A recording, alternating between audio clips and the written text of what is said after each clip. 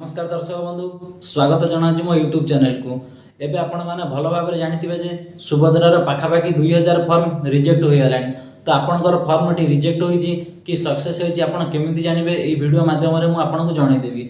जदि भी आपणकर फॉर्म टी रिजेक्ट होईची तो को कारण नै रिजेक्ट होईची सब आपण माने एई वीडियो माध्यम रे जानि परिबे। वीडियो टी आपण बिना स्किप रे देखंतु। तो आपण माने भल भाव जानिथिबे सेप्टेम्बर 17 तारिख दिन श्रीयुक्त नरेंद्र मोदी जन्मदिन थिला। तो से 2024 निर्वाचन पर ओडिशा प्रथम करी आसीथिले ए सुभद्रार शुभारंभ करिया पई। पाखापाखि 25 लाख रु ऊर्ध्व महिला अकाउंट को से सुभद्रार प्रथम किस्ती भेटी देइचंदी। एबे सुधा सुभद्रारे 75 लाख हिताधिकारी आवेदन करचंदी। 75 लाख मध्यरु 17 तारिख दिन प्रधानमंत्री 25 लाख हिताधिकारी अकाउंट को सुभद्रार प्रथम किस्ती पठेइचंदी। तो बाकी रहिले जो 50 लाख हिताधिकारी माँ भणी माने मोर तो से माने केबे पैसा पाइबे ए वीडियो माध्यम रे मु आपनको कहि दोउची। वीडियो टिक आपण बिना स्किप रे देखंतु। तो ए नै एक बड़ बयान देचंदी उपमुख्यमंत्री प्रभाती परिडा। से मध्य कहिचंदी जे 15 तारिख पर जो माने आवेदन करचंदी तो तांकर फॉर्म टी एबे जांच चलीची। तो काली सुधा 97,000 फॉर्म जांच होईची जहा कि पेंडिंग थिला 50 लाख रु 97,000 सक्सेस होईची। तो बाकी सेतरु 2000 फॉर्म रिजेक्ट होईची।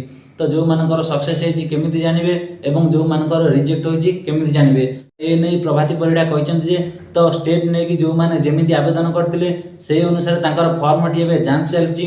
तो जेति के एथरु इलिजिबल क्राइटेरिया भितर जाउथिबे तांको आवेदन पई सक्सेस करा जिवो। बाकी जेति के एथरु बाद पड़िबे तो एथरे आपण माने भलो भाबरे जानिथिबे 2000 फॉर्म एबे बाद पड़िची। तो तांकर बैंक प्रॉब्लम नागी तो बैंक रा कोन प्रॉब्लम आसंतु ए वीडियो माध्यम रे मु आपनको सब टेक्निक तथ्य देबी। तो दर्शक बंधु एबे आपण माने भलो भाबरे जानिथिबे जे 2000 सुभद्रा फॉर्म रिजेक्ट करा जायची जहा कि बैंक प्रॉब्लम नागी। तो एबे आपण मन रे गोटे प्रश्न उठुथबो जे मु इको बैंक दबा कथा मु स्टेट बैंक दे देली बिली मोर फॉर्मटी कटि गला।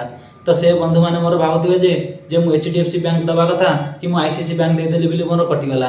तो सेमिति किछि संदेहजनक कथा नै। आपण जो बैंक रो खाता भी दियंतु जो बैंक ऐड करंतु डीबीटी माध्यम रे गोटे स्विच चिपिले आपण बैंक को पैसा आसीबो।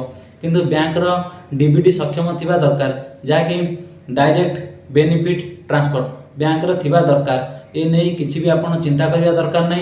तो आपण केमिति चेक करिवे तो आपण जाय कि जो निकटस्थ सीएससी सेंटर रे आपण माने आवेदन करथिले सेठी जाय कि आपणकर स्टेटस टी चेक करि परंती। जदि भी आपणकर कोनोसी मते फॉर्म टी रिजेक्ट होईची तो आपण माने आउथरे फॉर्म आनि कि आवेदन करि परंती।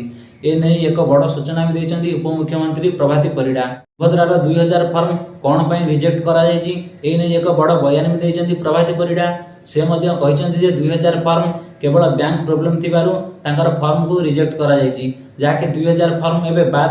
तो एठी देखंतु मा माने मु आपन पई स्क्रीन आगो को एबे सुभद्रार फॉर्म टी आनुची। एठी गोटे लाइन आपन माने देखंतु। तो एठी 12 नंबर लाइन को आपन भलो भाबरे फोकस करंतु। देखंतु लिखा अछि आधार सक्षम संचय खाता थिबा बैंक नाम।